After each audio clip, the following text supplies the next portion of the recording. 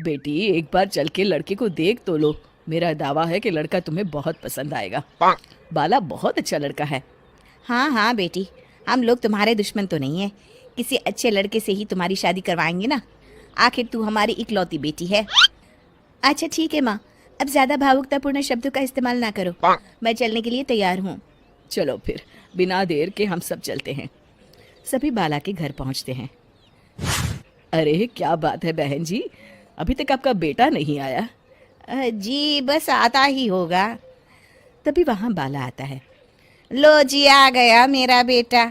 ये लोग तुझे देखने आए हैं और ये इनकी बेटी नम्रता है। बाला के सर पर बिल्कुल बाल नहीं होते। ये देख नम्रता और उसके परिवार वालों की आंखें फटी की फटी रह जाती है।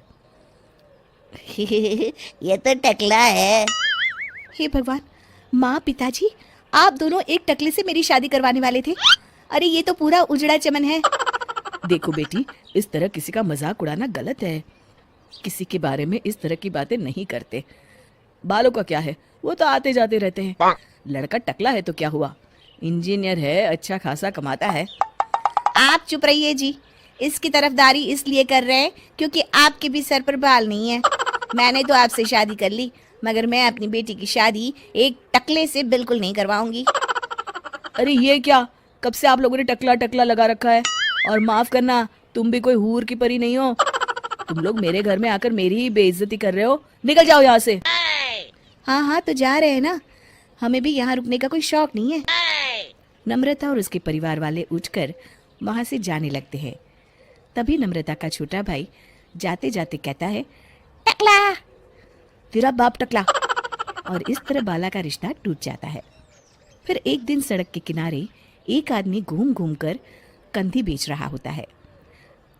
कंधी ले लो, कंधी, एक से बढ़िया एक कंघी ले लो, नए जमाने की कंघी ले लो। अरे भाई ये ले लो।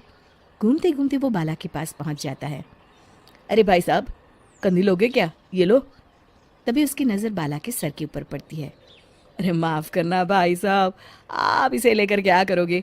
आपके सर पर तो बाल ही नहीं है। आपका तो स्टेडियम पूरा खाली है। चलता हूँ। कंधी ले लो, कंधी ले लो।